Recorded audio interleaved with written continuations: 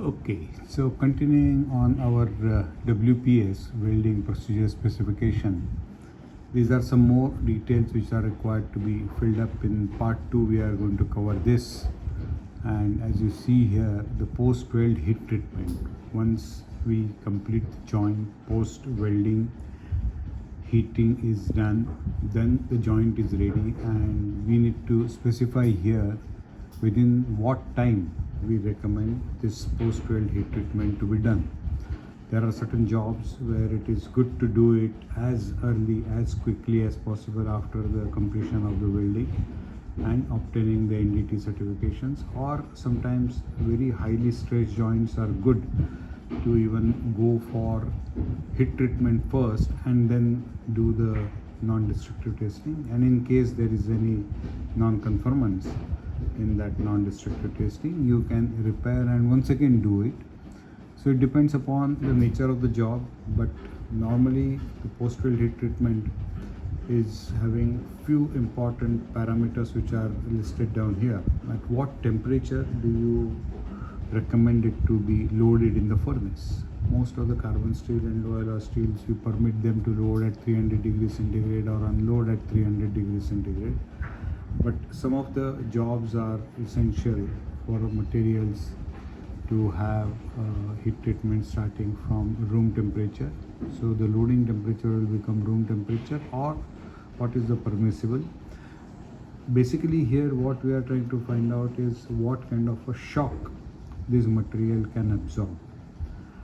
Because if you load it at higher temperatures, the surface will get the temperature of the furnace quickly, but the core, if the thickness is more, the core may take longer time, and unequal expansion within the job or within the thickness itself may happen. So it is good to recommend it the lower temperature till the time we are not sure of what kind of distortions we are going to get or what will be the impact on the behavior of the material. So lower the temperature. Normally, as I said, for carbon steel, low alloy steels up to 300 degrees centigrade we allow.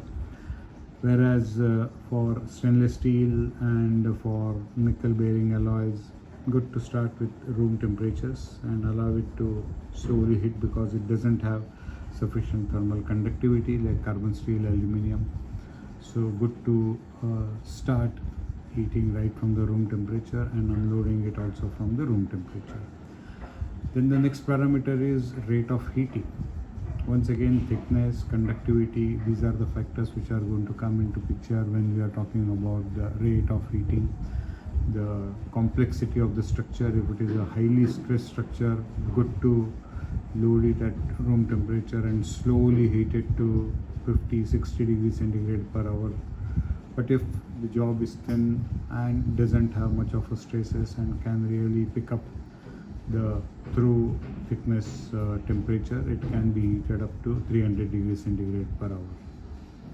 Soaking time is recommended in section 8. Normally it is 1 hour per 25 millimeters with minimum 20 minutes soaking time to ensure that the entire thickness sees the temperature to which we recommend it to go. If it is a stress leaving 600 degrees, 625 degrees centigrade, annealing, normalizing to 800, 900, hardening to 800, 900, resolutionizing to 1000 degrees centigrade. So at that temperature, the entire thickness should reach up to that value, and that's the purpose for which this soaking time is required to be allocated. And to ensure that we have a uniformity in the furnace, all the frictioning or the stability of the furnace job, everything is ensured before we go ahead. So up to 300 degrees centigrade, there is no harm on most of the materials. It will just expand, get heated to 300 degrees centigrade and cool. So if we need to stop the furnace for some reason, if we are going to have a purging, a special gas like on the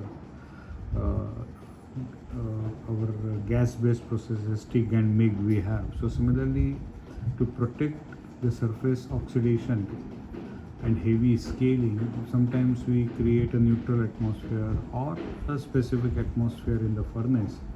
So to check everything is working well, good to give soaking at 300 degrees centigrade, and then once again rate of heating can be little increased. If you are heating it at 40, 50, 60, you can go to 70, 80, because now you have already activated the material and now it can go to higher rate of heating to save on your furnace occupation.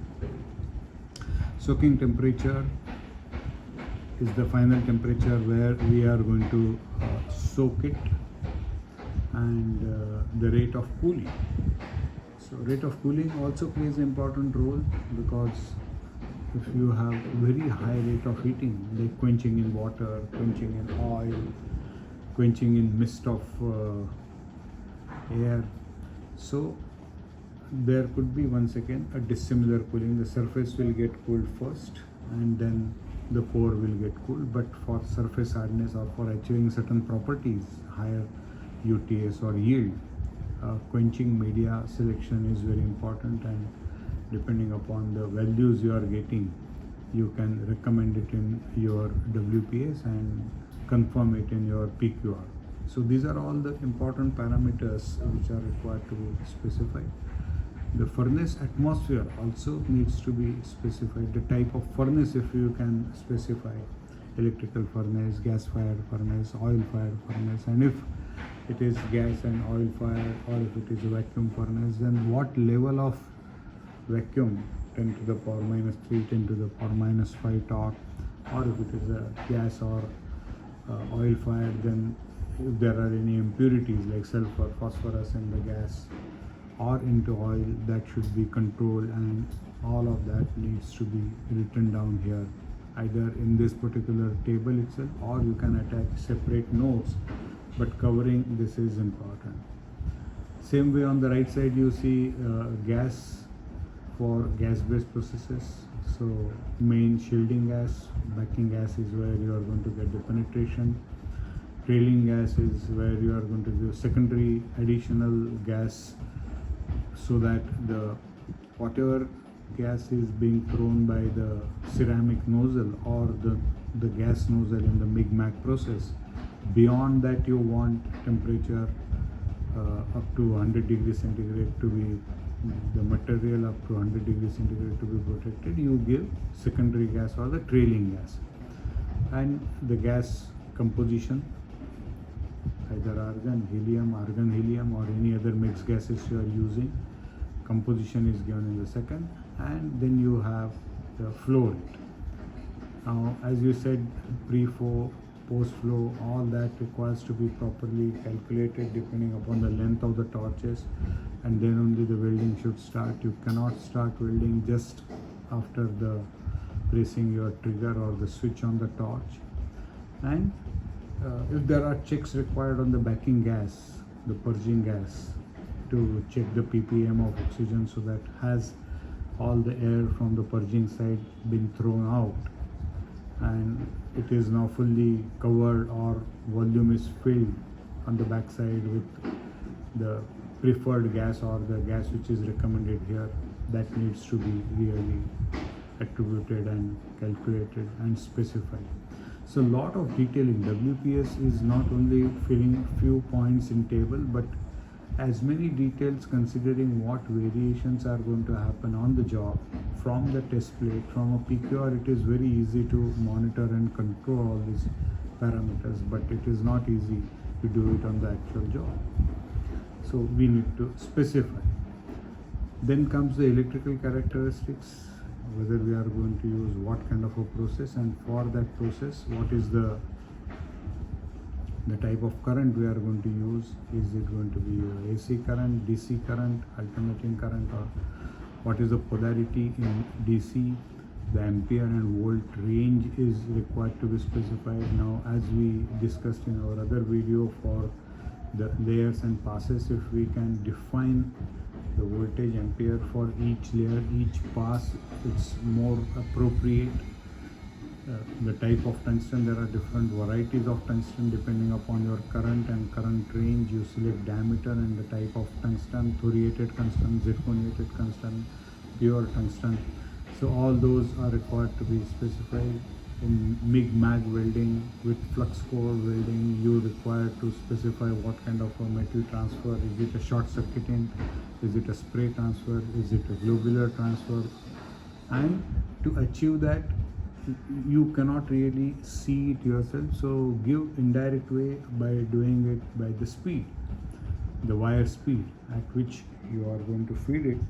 As you increase wire feed, the current also increases.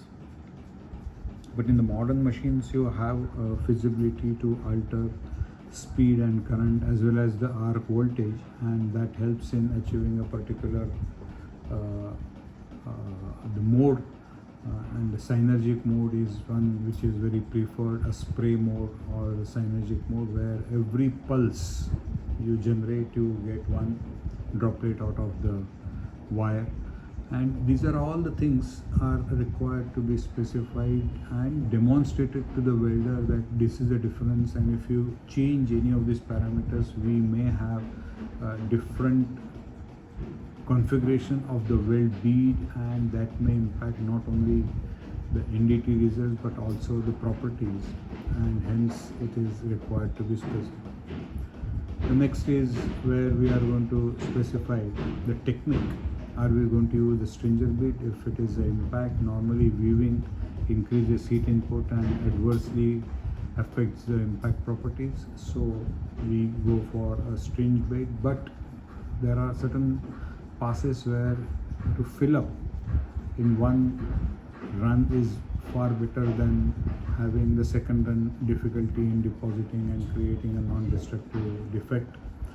So it is good to have a slight stringer, a slight weave, and you need to specify if you are going to do a weaving for SMW, you have to specify the diameter of the wire 2 times maximum or 3 times maximum the diameter of the wire. If you are using 3 millimeter electrode, then 2 times means 6 millimeters you can weave. If you are specifying 3 times the diameter, to 9 millimeters you can weave. And similarly for GTAW and for the flux core, either you can give it in terms of the tungsten diameter or the ceramic nozzle or the filler wire or the consumables what you are using, and depending upon the secondary shield or the special shield as we saw on the top here in this. If you are going to use a trailing gas, then we need to specify that again depending upon it. Orifice and the cup size also becomes important because that gives a complete coverage for a chosen voltage, current, and the arc characteristics, arc length, and the overall distribution of the welding. You need to have sufficient coverage of the inert gas to protect it from the oxidation.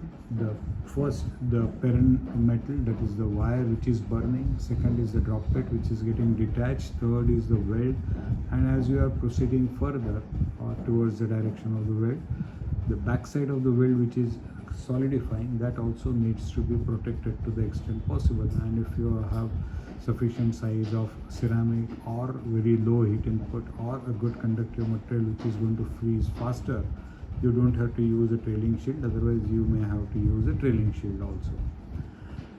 Next point is the most important point, as the initial and the interpass cleaning. Now this cleaning needs to be very detailed out as far as possible, because sometimes we say wire brushing. Now wire brushing to what level? You want it to make a complete shiny surface, have a visual inspection to see that if there are undercuts, the entire slag in the undercuts has been removed, no oxidation marks are seen. Or if you want for titanium or for nickel based alloys, a little grinding or polishing, not only wire brushing but a grinding or polishing, that needs to be specified. If you want to check if there is sufficient gap for the next pass or the next layer, that needs to be specified. Otherwise you have to use really a grinder and create extra gap. That means remove the earlier pass or the bead, either because of its wrong contour or because of the lower gap. And after that grinding, how are you going to clean it? So one is how you are going to do the power cleaning, second is with the hand brush, third is after the mechanical brushing, are you going to clean it with acetone, kerosene, or how are we going to ensure that this area is clean? And the last and important point is, after the cleaning, are we going to use a lint-free white cloth and rub it across the weld and see that it is now not showing any discoloration, that is the black marks coming on it. Same is important for the next point, that is our method of back gouging. How are we going to back gouge it? That is the back chipping or the back gouging after attempting for a full penetration with fully protected joint. Still sometimes because of certain limitations and proper fixtures or limitations on the fixtures, we need to back chip these joints to the sound metal. Normally the root run, at least the half of the root run is recommended in difficult alloys or difficult joints to back chip and take a die penetration test. And once the die penetration test is found satisfactory for the materials where die penetration is allowed, like carbon steel, stainless steels, you allow it, but for titanium, aluminum, normally we don't recommend to do a die penetration test. So a proper visual inspection is required. So for every of the process, don't specify only the process, specify how you are going to ascertain that whatever intended use of initial or interpass clearing or the method of back chipping, whether we have achieved it and did we got it. The next is oscillation, which is normally in our arc welding processes we don't use it. Very rarely this kind of oscillations, that is deliberate vibrations which are given, very slow frequency vibrations are given, but it is very prominent in laser and in EB welding to give oscillations.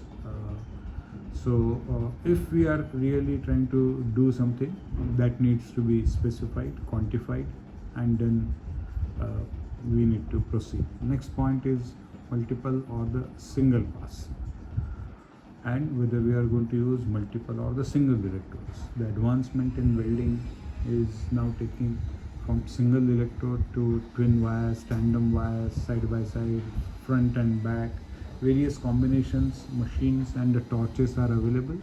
And if we are using any of those combinations, please specify with a photograph in the WPS how we are using it, what is the spacing between the two wires you are using, up, down, is there a different power source which is being used. If it is a tandem, then what are the parameters for each of those wires? If it is a twin wire which is coming from the same torch, same power source, then the current will get equally distributed. So ensure that the contacts on these two wires is perfect so that they will draw exactly same current. You can make a small trial on a test plate and see that you are getting a good sound weld.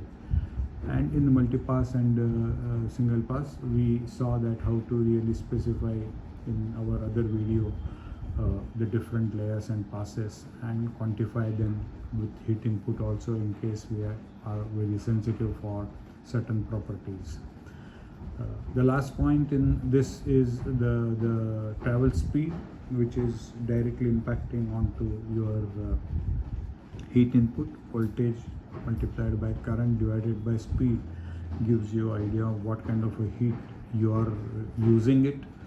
But depending upon the process, there is a arc efficiency and this may vary, so we cannot compare heat input of one process to other process with a slight efficiency factor. We need to really arrive at it when we are going to calculate the effect of it on our impact properties. And one more aspect which is very rarely used, it is used sometimes in aluminum and in other softer materials, is the pinning, where the jobs cannot be stress relieved or the jobs cannot be really dressed up, you resorted to the pinning, and that is nothing but the ball pin hammer. You use the ball of that hammer and do pinning immediately after welding. When the weld is cooling down to room temperature, you calculate the number of strokes, the type of hammer you have used, 50 lb, 25 lb, 5 lb, whichever hammer you have used, and how many strokes per centimeter you have given, how many times you have pinned it in 1 centimeter square area, and ensure that the same is followed onto your actual job also, whatever you have specified here, and calibrated it along with your PQR. The final point is layer by layer you are going to specify the process, the filler metal, the current, voltage, travel speed, and if there are other remarks like what is the maximum width you are going to weave, or how the profile of each of these layer is going to done.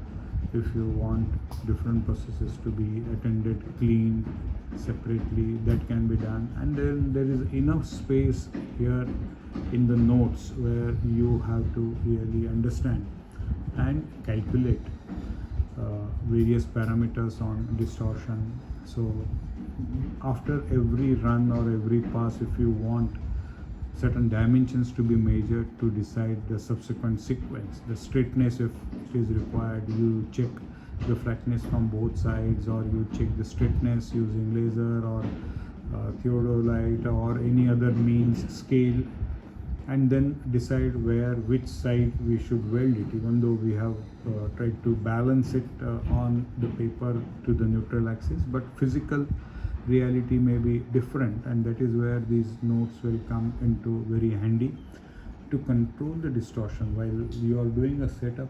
If the setup is not coming up to the mark, are we allowed to touch a machine surface, or should we report that as a non-conformance and get a concession, or should we break the setup and once again machine, and ensure that to what tolerance, under what circumstances, what is being preferred, and if there is something mismatch or other parameters which are not specified so far in our WPS is required to be specified here. You have specified under ideal conditions the sketch where root gap, root face, but there could be a mismatch. On a test plate of PQR you may not have a mismatch, but when you are actually going to do a job, even in long seams, if the two edges are not properly pre-pinched, or if you have a surseam, if the two shells doesn't have the same circumference, or if you have dissimilar thickness,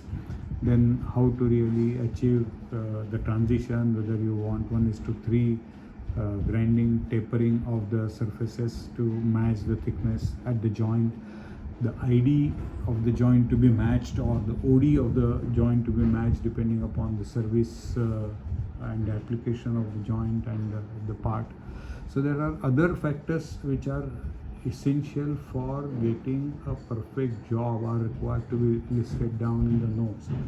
Welding engineer just cannot make this Excel sheet filled up with only numbers and few words. As I said in the first WPS sheet, that for each and everything we have to really work out a drop down menu, what note should cover, and if it is not applicable we can write not applicable, but we cannot miss it. The whole idea is that the notes sheet cannot be left blank. If it is not applicable, say not applicable. That gives a more important and a better message than keeping it blank and leaving it open. The most important point in WPS is there are essential, supplementary essential, and non-essential variables. Essential variables like P number, F number, A number, and your other joint details and welding process and the type of gas and the flow rates, all those are going to be listed down as a mandatory essential requirement. Supplementary essential, weave, not weave, loading, unloading, temperatures, all that will become into supplementary essential depending upon the type of specification or the property you are trying to match it. But once you select a supplementary or non-essential variables, how to grind, how to inspect, how to wire brush, how to clean, how to check for the distortion controls. If it is a set-in, set-on nozzles, how are you going to check the height? And if you see that the nozzle is now going to shrink, and if the standout of the nozzle required is 150 millimeters and you are already halfway through and reach to a very close number, then what are you going to do? You simply cannot keep on welding it.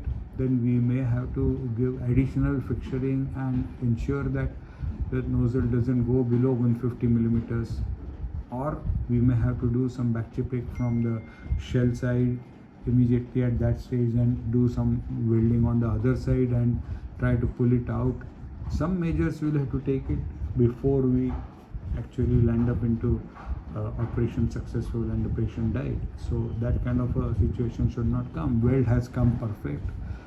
All parameters of the welding has been met, pre, during welding, post welding, but because we didn't do a dimensional check or we didn't do the aesthetics of it, we lost the job. We are going to have a rework which may or may not be permissible. So these are all the things which I think important for us to be written down in the WPS. Make WPS as rich as possible, and once this essential, supplementary essential and non-essential variables are listed down and qualified through a PQR, please don't change it. Even though it is a non-essential variable, once you specify, you have a choice till the time you specify it in your WPS. Once you specify whether it is supplementary essential variable or non-essential variable, it becomes essential once WPS and PQR is qualified to support that WPS, and only at that stage